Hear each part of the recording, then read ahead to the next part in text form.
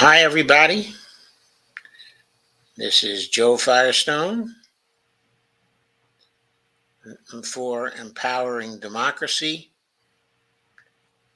Our topic for today will be the Dump the Corruption presentation.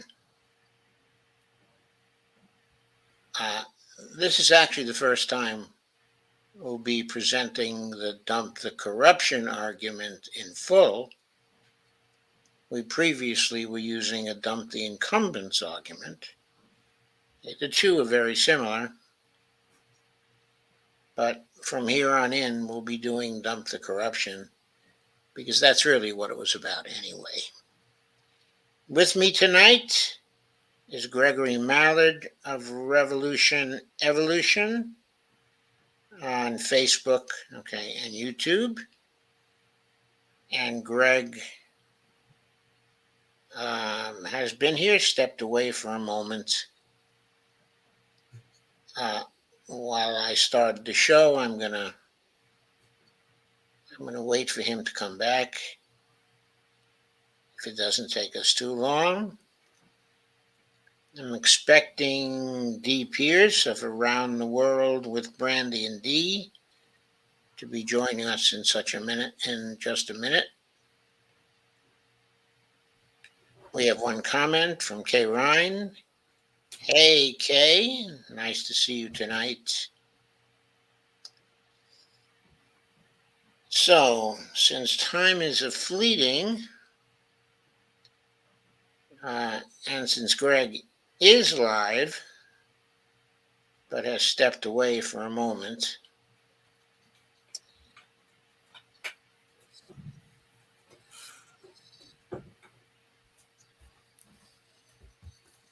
I'm going to start doing Dump the Corruption. He's back. Yep. Okay, Greg Mallard is back. The extraordinary activist of Georgia. I ought to say he will be following this show with his own show at 10 p.m. when he'll be talking Dump the Corruption, dealing with the last 3 Democratic congressmen, non-CPC members in Georgia. And the reason why I chose these right here is because what better way to start dumping the corruption than right here at home on my own home turf.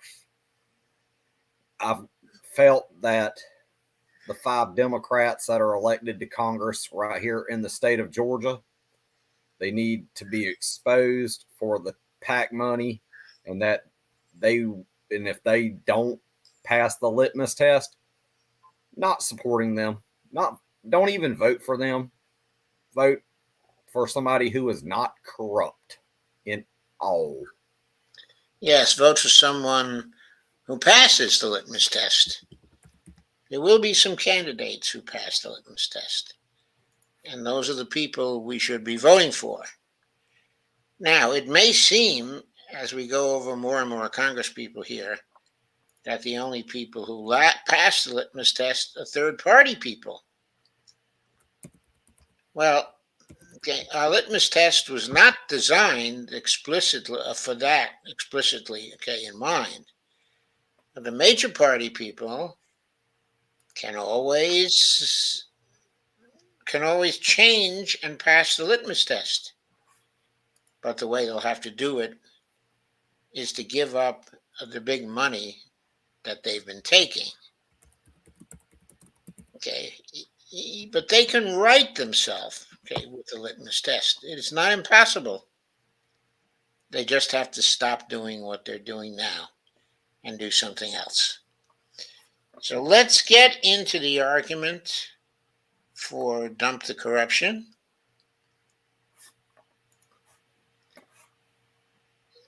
The slide presentation.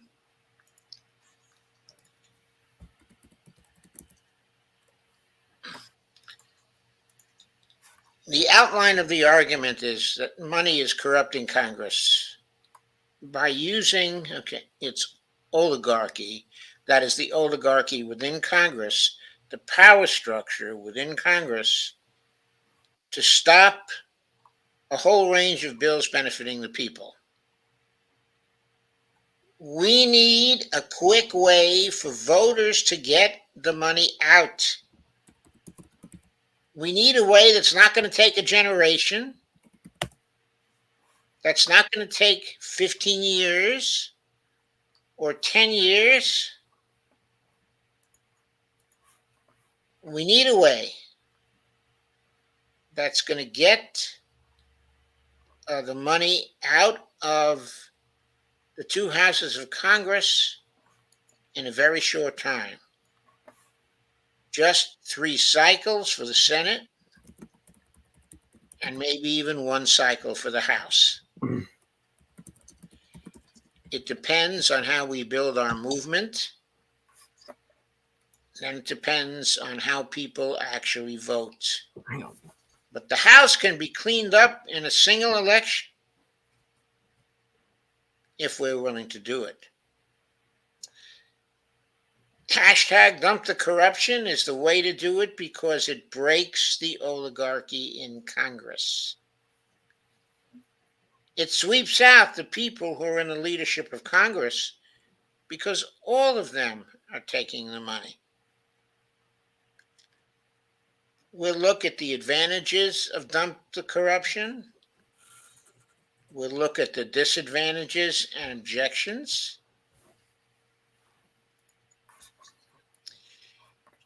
And we will look at the fixes for the objections.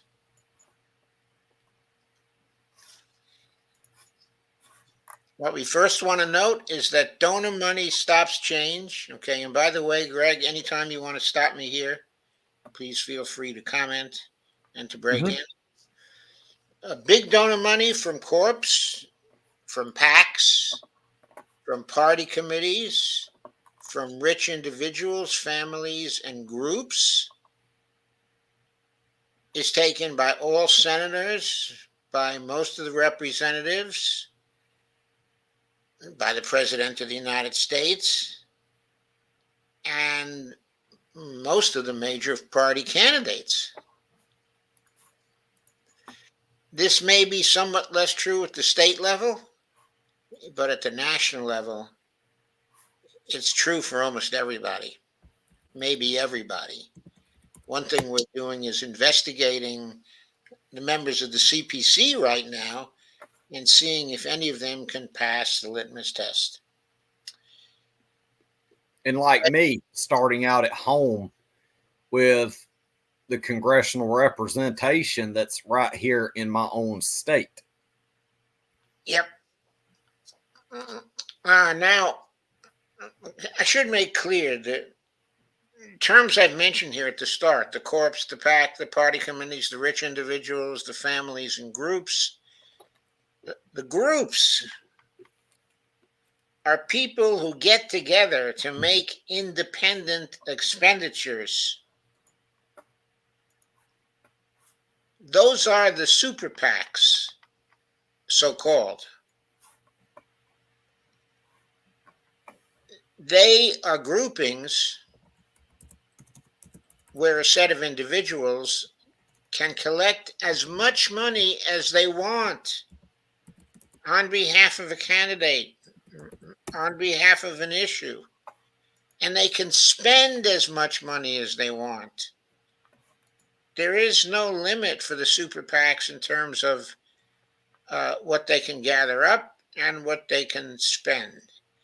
The only requirement is that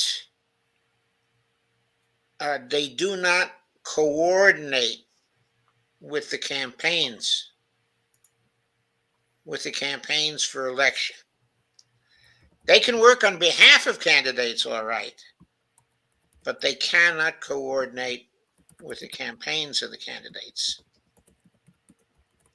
So that category of groups includes the super PACs.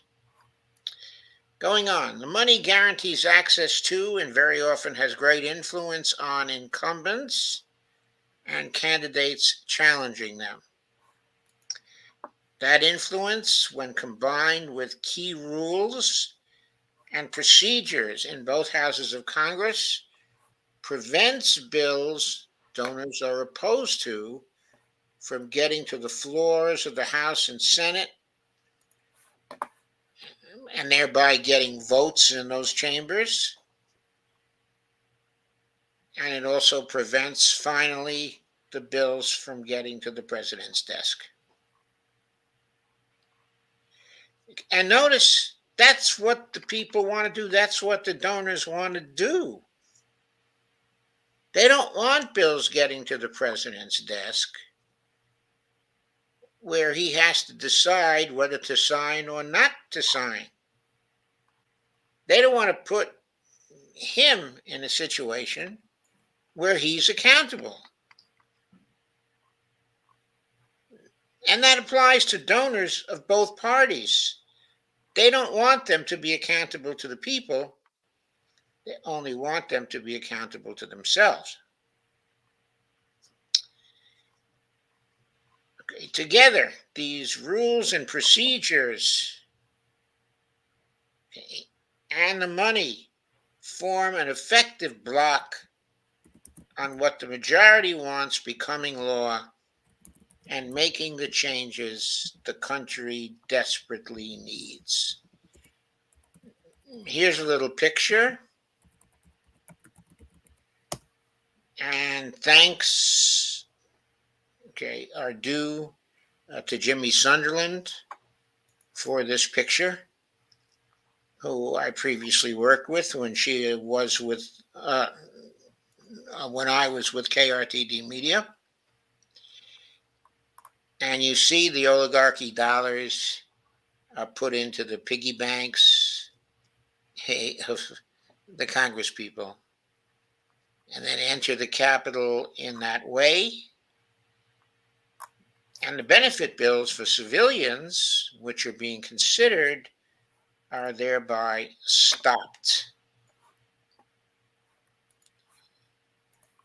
And so people don't get the things they want, but the donors get the things they want. There are ways we can talk about of getting the toxic money out and ending the corruption. We can talk about a constitutional amendment. A lot of people talk about that. Let's have a constitutional amendment, they say.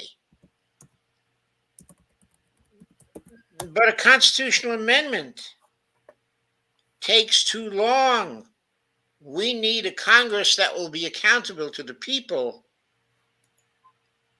quickly, very quickly, because the Congress we have now is not seeing to the interests of the people and is not taking care of vital business, such as health care for the people of the United States, such as taking care of the climate emergency, such as doing paid family leave for everybody, such as eliminating student loan debt, erasing medical debt, such as getting us out of the wars, and especially the Ukraine war, such as stopping the executive branch from getting us involved in a possible war with China coming up. We need things like that done fast. We cannot wait the minimum of 7 years that it would take to get a constitutional amendment through to get money out of the political system. Here's another way. We could pack the court. Well, it's up to the Congress to pack the court. Okay. And if the majority of the Congress doesn't want to see the current justices of the Supreme Court disempowered, then we never get such a bill through Congress. Remember, it not only has to get through the House, which might be hostile to it since the margins in the House of people who might want to do the packing are very small. But it's also true that even if a bill gets through the House and goes to the Senate, there is the filibuster. How many years, how many centuries are we going to have to live with the filibuster in the Senate, vetoing laws that might otherwise get passed, vetoing laws that have 60% support among the population, 70% support among the population, 80% support among the population?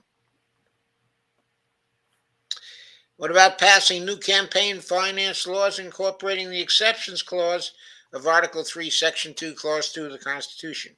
What does that say? Article 3, Section 2, Clause 2 of the Constitution is known as the exceptions clause. And it can stop the Supreme Court from subjecting certain laws to judicial review. The Congress has the power to prohibit the Supreme Court from reviewing certain laws that it passes just by writing in the language of Article 3, Section 2, Clause 2 of the Constitution.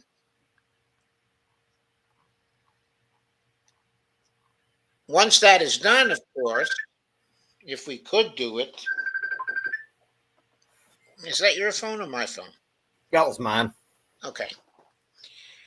Okay. If we could do it, of course, we could pass some things. But again, we have to get through the filibuster first. And that is always going to be very hard with respect to campaign finance laws. Why? Because the donors are dominating the Congress and are very much against new campaign finance laws. They might let them through if they thought the Supreme Court was going to review them and declare them unconstitutional. But that means they would not let them through if they had the exceptions clause of Article 3, Section 2, Clause 2, which is what we need. So these first three methods are to take too long or assume control of Congress will pass to a progressive coalition soon. But of course, that is not going to happen unless we dump the corruption in Congress. Because there's no way a progressive coalition is going to be strong enough if that coalition is comprised of individuals who themselves cannot pass our litmus test. We need quicker ways, including continuous direct actions, creating enough fear in the oligarchy that it starts legislating for the people. Here I'm talking about the oligarchy in Congress now. I'm not talking about the external oligarchy that is giving all this money to the Congress people. Getting rid of that oligarchy in Congress is critical. The leadership is totally corrupt. And yes, the new leadership of the Democratic Party is totally corrupt too, not just the Republican leadership. We've already covered the record of Catherine Clark here. We've already covered the record of Hakeem Jeffries here. They did not pass the litmus test. What about Pete Aguilar? We didn't review Pete Aguilar yet. He'll be coming up, but I'm pretty sure he's not going to pass the test either, because if he had passed the test, he wouldn't have been selected as the Democratic Caucus policy chair in the first place. He never would have made it. That's an automatic not pass. I think it is an automatic not pass. Okay, going on. Note the Constitution has been amended 27 times, most recently in 1992. That means it's 31 years since it has been amended. And the amendments don't get through anymore.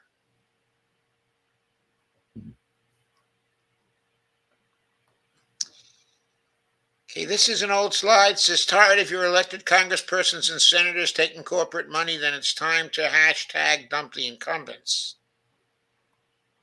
Of course, the hashtag is now changed to dump the corruption, which means dumping both the incumbents who are taking big money and any challengers who are taking big money. Because it's not going to do any good to dump the incumbents only to elect somebody new who's just as corrupt as the incumbent was. Can't have that. So, we need a direct action campaign to dump the corruption. And the hashtag dump the corruption was suggested by Lana Dell.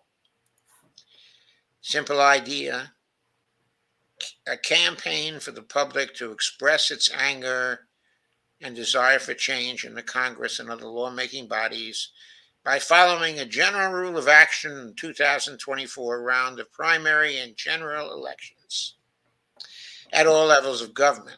The rule is to vote against every candidate except those who won't take money from wealthy corps or individuals or PACs or party committees or super PACs. Now, of course, the candidates don't directly take money from super PACs, but the super PACs spend money in support of the candidates and in support of certain issues. We can't be too fastidious about this. If a candidate gets support from super PACs, then it's up to the candidate to be active in cleansing themselves.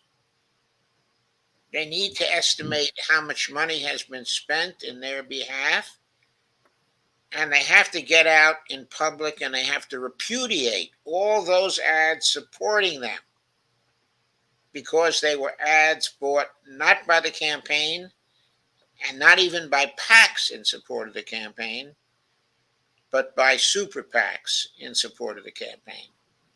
So candidates must repudiate those ads and that support to cleanse themselves.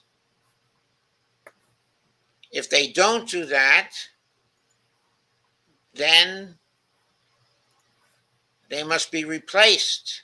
You must vote against them, just as if they took direct contributions as they do from the PACs or the party committees. And by the way, the party committees are sources of great corruption, because what happens is people contribute to the party committees to basically money launder, to wash themselves, to wash their money, because they know that money will be used in support of the candidates they like by the party committees. And the candidates themselves understand which rich corporations or individuals or PACs are contributing to the party committees. They know who it is that is indirectly supporting them through the party committees. We saw this in California during the fight for single payer. Okay, in California, where members of the California Assembly were taking money from party committees that was given to the party committees that were hostile to California's single payer bill. Anyway, such a campaign could replace a majority of the House in 2024 and serve notice on the rest that taking donor money is verboten. I'd like to upgrade a little that and point out that if you all were to listen to us and become part of this Dump the Corruption campaign and vote in that way, then the campaign would not just be replacing a majority of the House, it would be replacing almost the whole House. If it turns out that not one congressperson passes the litmus test, which is the way it's looking right now, then all 435 members of the House will be replaced. The House power structure will be gone.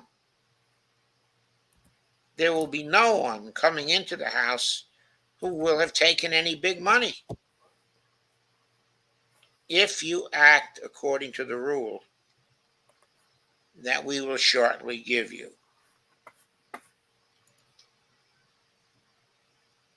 And here is the rule. Vote against every incumbent except those who won't take money from wealthy corps, from individuals, from party committees or PACs, and as you'll see later in the presentation, from super PACs either. But it's not just voting against every incumbent. It's voting against every challenger who is taking money from the wealthy corps, the individuals, the party committees, or the PACs.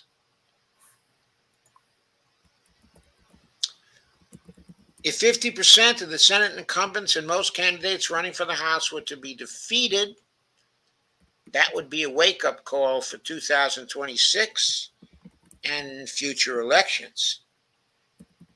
It wouldn't be a wake-up call for 2024 because 2024 would have gone by already.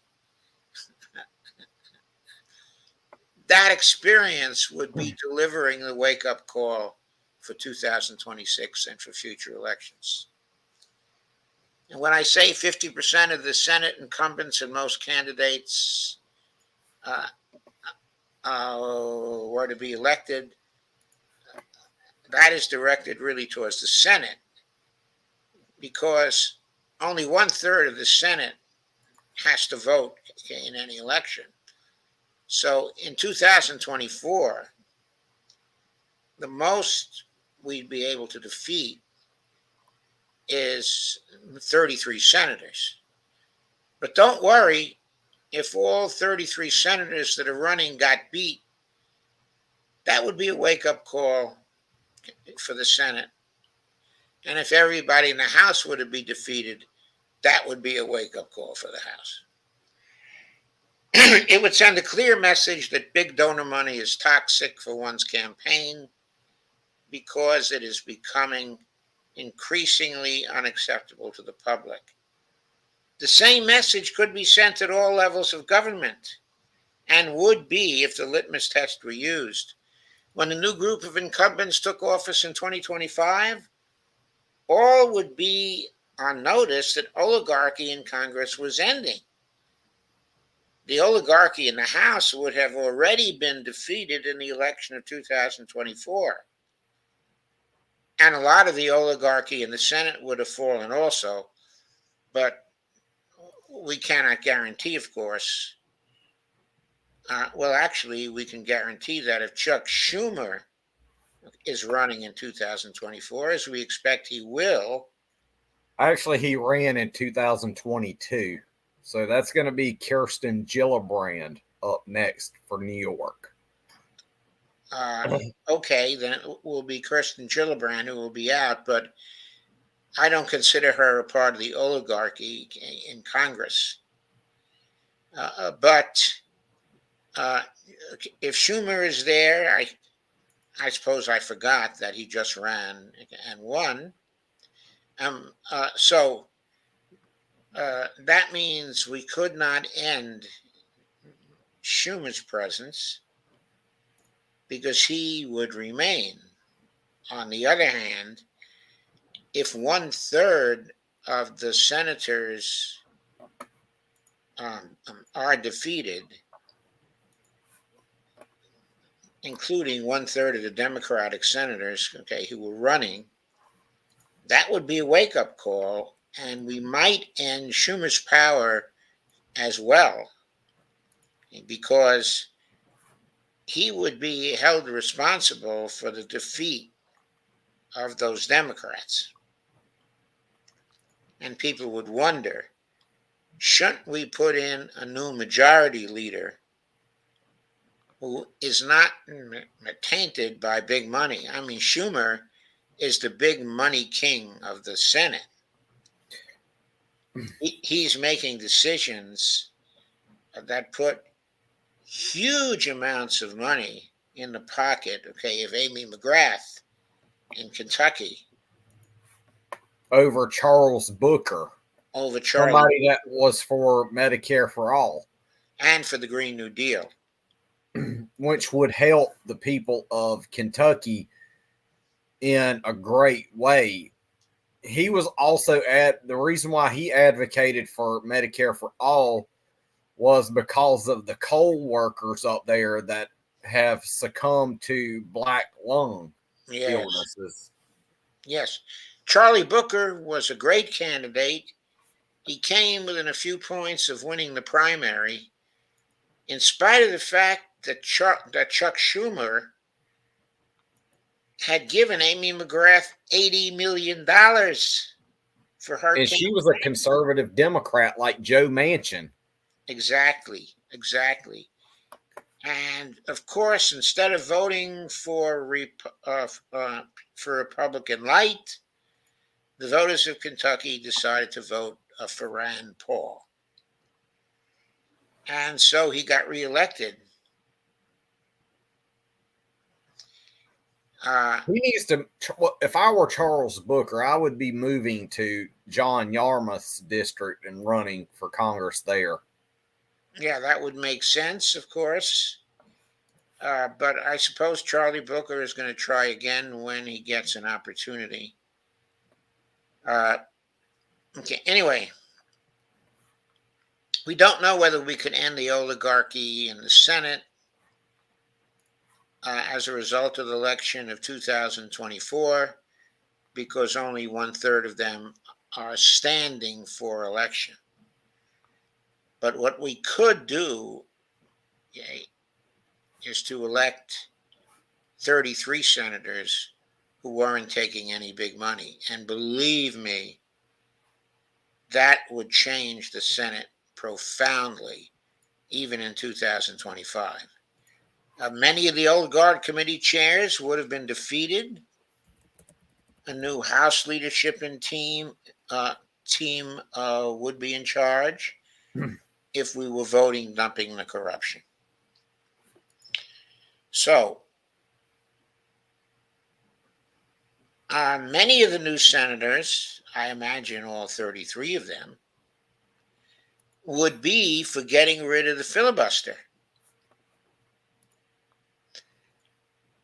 And maybe you have enough of the old senators who still would be in office that you could compose a majority to get rid of the filibuster. You'd need only 17 more senators. Of course, that would depend on exactly who was defeated and who still survived. We would just have to see. I think it's likely a shocked Senate would end it immediately in 2025. And that would open the way to all kinds of legislation getting passed. It would make it almost certain that a Medicare for All bill would pass the Congress in 2025.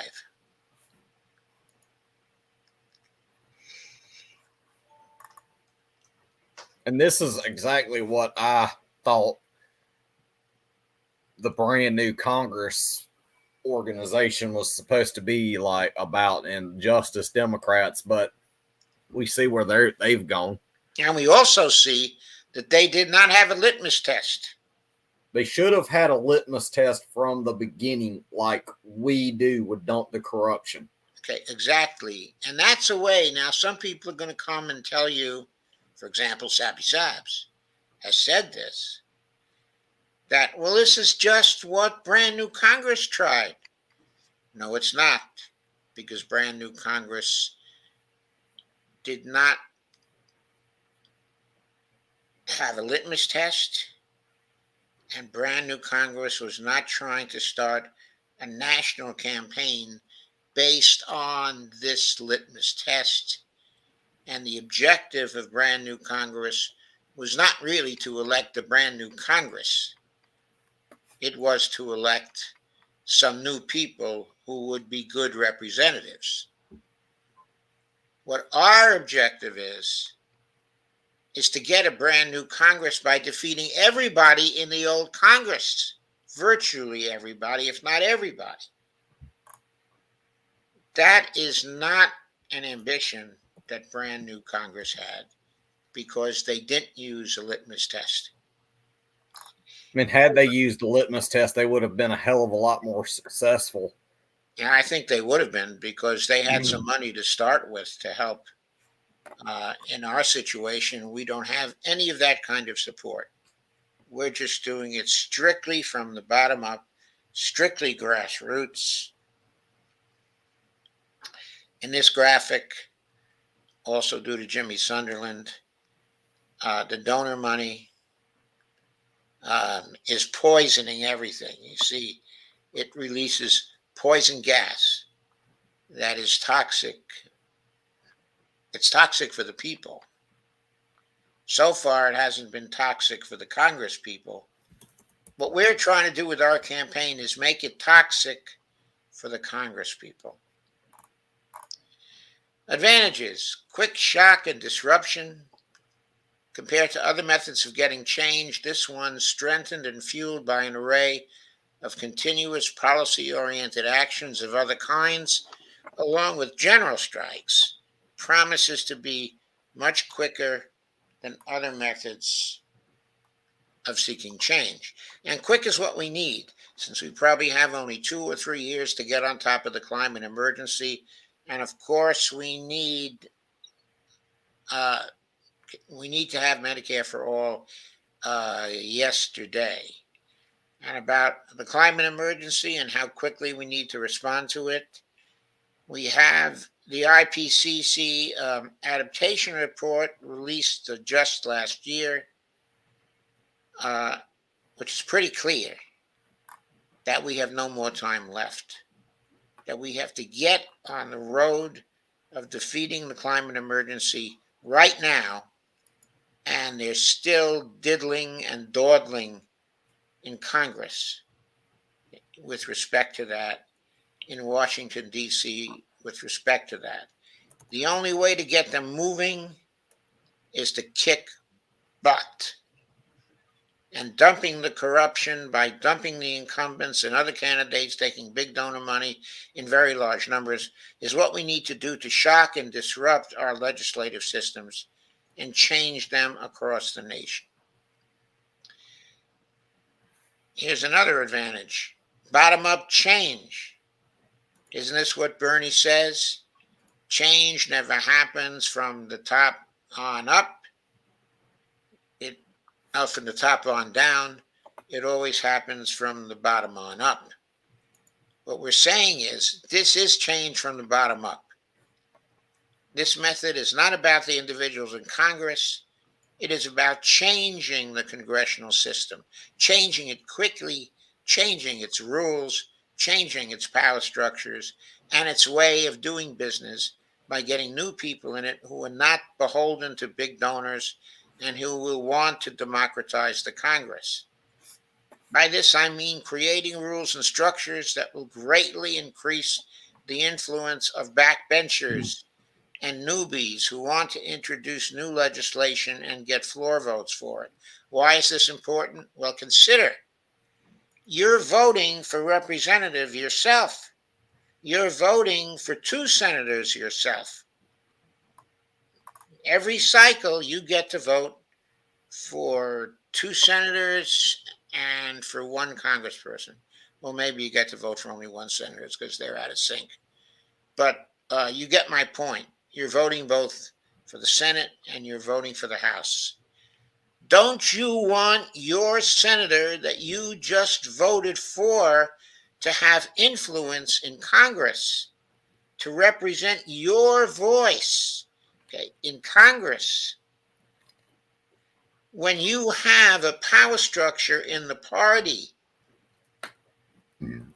that gives little influence to the backbenchers and the new people, that means that you're not voting to get your voice actually represented. By allowing an oligarchy in the Congress, which is what we've allowed for year after year after year, we have reduced our own influence. Like, I have a representative that I voted for Congress. If I was using the litmus test, I wouldn't have voted for her. Next time, I'm not going to vote for her. But the basic point is that she has very little influence in Congress. She just got through what I believe was her 2nd election. Who's your Congress critter? Jennifer Wexton, sorry, in the 10th district. Okay. Yeah, and you covered my Congress critter at the beginning of last night's stream, old Rick Allen, which I call him Prick Allen. Okay, I don't think Jennifer Wexton is a bad lady, but she sort of stays at the center of the Democratic caucus because she wants a successful career. She wants to get ahead. She doesn't really take all that much money. She runs with about a little more than $1 million or so. I think that she's way under the average. Anyway, we'll see when we cover her. But the basic point is that when I first voted for her, I did so because, of course, she's head and shoulders above the Republican who was running against her. Okay, so I voted for her. I would have liked to have had my views reflected by her, but she had no influence in the Congress. She didn't have any influence at all. For most of the representatives in the United States, that is true. Because of the oligarchy in Congress, they don't have any influence, and you don't have any influence. So we need rules and structures in Congress that are going to allow the new people, the backbenchers, to have a voice. They need to be able to introduce new legislation and get floor votes for it. Now, the Republicans have been starting to do that right now. That's in the rules package they adapted, that they can have floor votes for certain things and introduce some legislation that they want and at least get an up or down vote for it. Anyway, the way the new people would democratize Congress, there will be many more floor votes than now, many more bills, and far less control by committee chairs and leadership teams. They are the oligarchy. With new rules, a completely brand new Congress can bring bottom-up change in the Congress itself.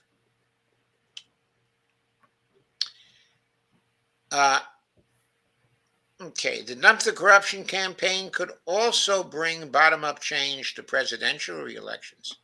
Right now, the D Party rigs its primaries to ensure that its nominees for president and VPs are its sitting incumbents. So look what choice we have for 2024: a president in cognitive decline, obvious cognitive decline, okay, and a VP who is a cackling representative. She she never talks about anything seriously. She's always completely vague in what she says.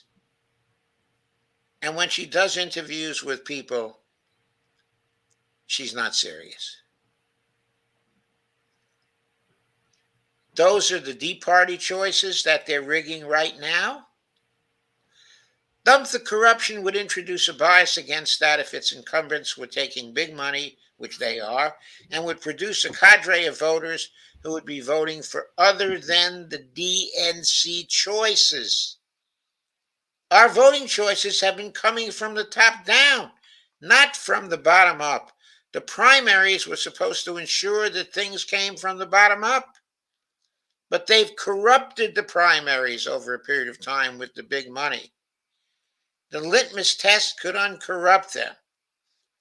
Since Republican and Democratic choices would be equally bad from the big money point of view, the way would be more open to third party candidates in the general and insurgent choices in the primaries. Let me just check and see how I'm doing on time here.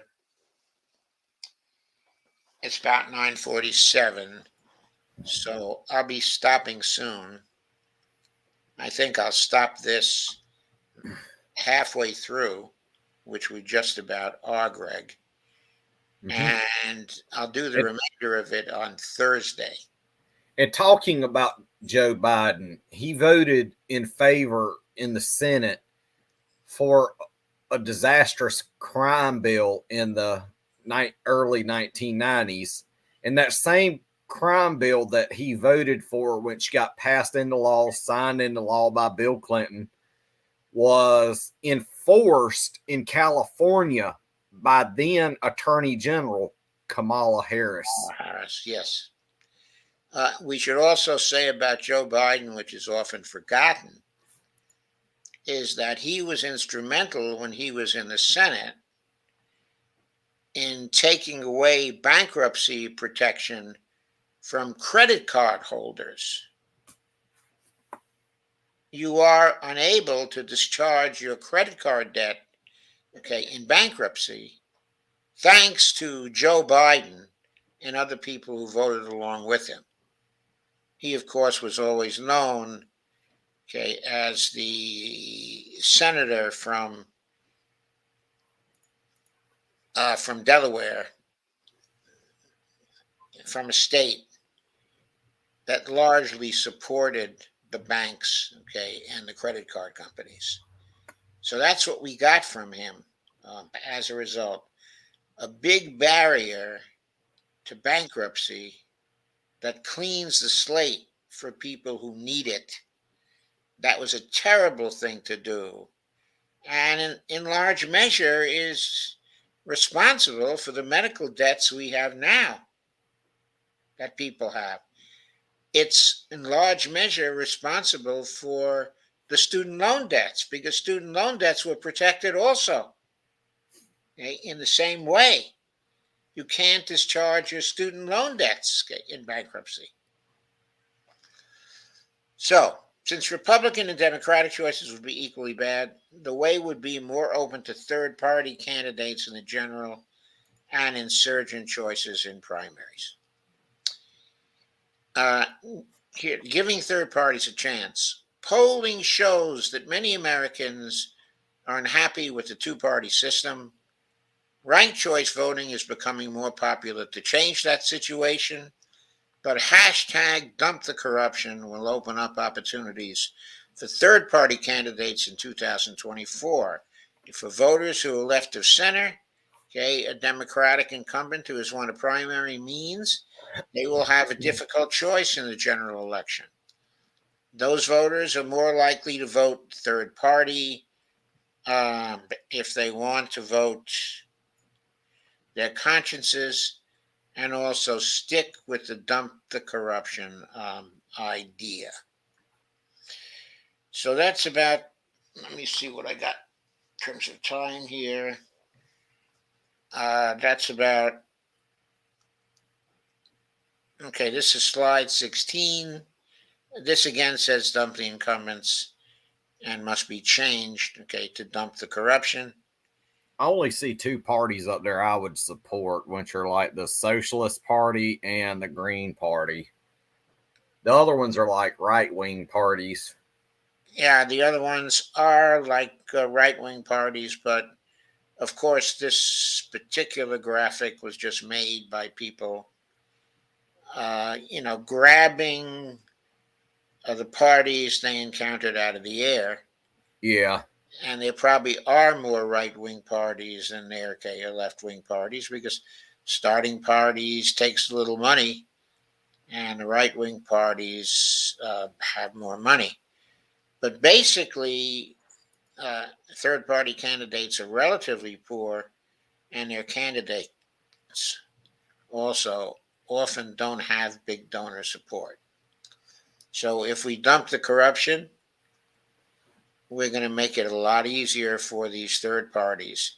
If you think America needs a third party, then uh, dumping the corruption should be popular with you.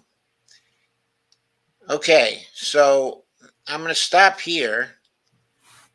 I want to Okay, I want to give us some time to go over questions, comments, and things like that. I'll take this on again in my Thursday program. Tomorrow night, we focus on more of the Congress people in the CPC.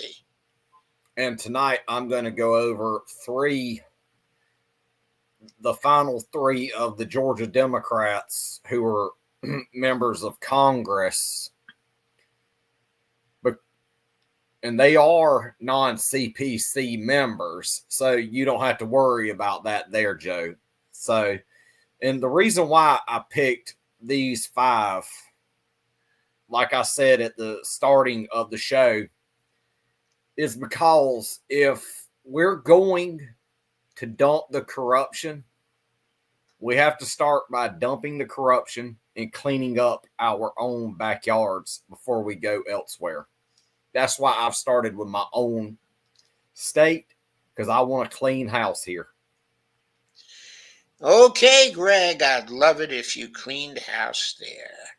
And we've got a clean house all over this country. We've got a clean house locally, in our state legislatures, and in Congress.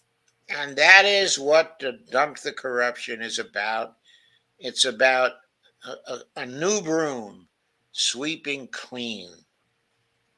And we need that more than anything else, okay, in Congress.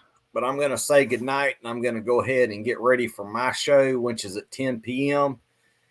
And y'all just have a great night. If y'all want to come join, y'all can. But yeah, Okay. y'all have a great night. Okay, and I'll be helping Greg on his show. I will be his panelist. You'll be on the receiving end of my panel. Okay, good. Y'all have a great one. Yeah. So I'll continue with the comments. Steve Wolfman says, yes, it used to be a thing like 20 or 30 years ago, public funding of elections.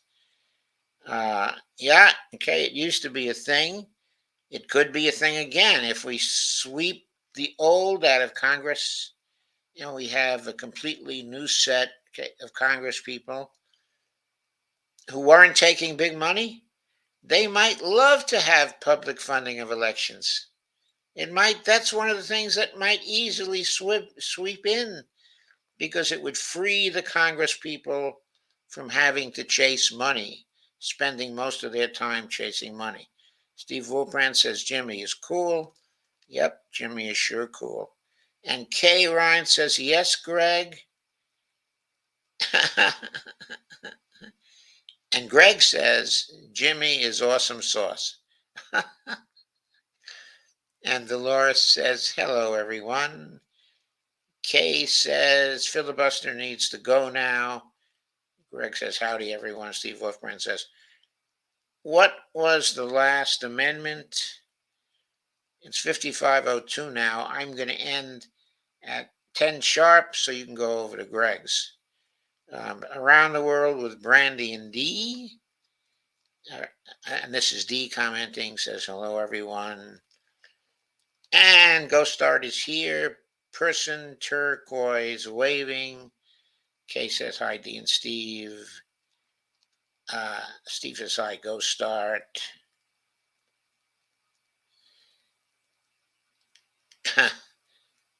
Okay, the Ghost Start has some sort of icon he posted here that I can't see. Steve Wolfman says, smash the like button. Yeah, I should always say that myself. Slash the like button. Like and subscribe as well. Ghostot says, Manchin told the World Economic Forum conference the biggest problem is free press and social media. Face orange, frowning. His biggest problem is a free press, right?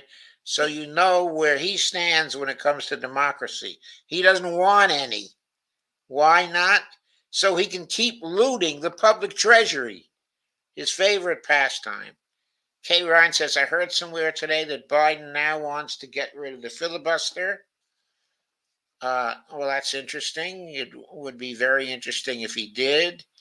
I don't know how he proposes to get rid of it exactly, but it would be interesting to find out what his plans are. Steve Wolfman says, even DSA has been a disappointment. Kay says, yes, Steve. Shouldn't Bernie be on board with this, with Dump the Corruption? He should be on board with it. I'm sure it will get to him, but I don't have access to Bernie, okay, at this point. Ghostot says, at K. Ryan, Cinema and Manchin high-fived each other in agreement to keep the filibuster today in Davos. Face orange, frowning. Cases, that sucks, Steve. Bernie is on board, Steve. Oh, Bernie is on board for getting rid of the filibuster, but he's not on board for Dump the Corruption with the litmus test, as far as I know. I mean, how do I know that? I doubt that Bernie would be on board for getting rid of Ro Khanna. But if a litmus test were used, if our litmus test were used, Ro Khanna would be gone in a New York second. Costa says, how about that anti-abortion, anti-labor, anti-civil rights judge Dems are promoting? Face orange frowning. Yeah, how about that? It's okay because he's black. Who are you talking about, Ghost Start? I don't think Kamala actually won an election. She slept her way to the top. I know that's the popular story. I kind of tend to agree with it also. But no, I don't think she ever actually won an election. Steve says she was Willie Brown's mistress. Yes, she was. That's downtown Willie Brown. And Ghostot says, Revolution Evolution. I don't remember the name. Steve says, California politician. Joe will know. Mayor of SF and state legislator guy, I believe. He was very powerful and appointed Kamala to her the first positions. Yeah, Willie Brown was the mayor of San Francisco, and he did appoint her to her positions at the bottom of the ladder when she started out, and he supported her as she got into more powerful positions. He certainly supported her for Attorney General of the state. Top U.S. and world news, reality check, Wyden get Kevin McCarthy fired by working around him on debt ceiling. President Biden is already reaching out to moderate House Republicans to get a deal. And Biden's an idiot. He needs to mint the $100 trillion coin. And we need to keep telling him he's got to mint the $100 trillion coin. Okay, folks, I got to stop now. It's time for Greg, and I will see you over there in just a minute. Thank you very much for coming. I'll see you tomorrow with more on the Congress people.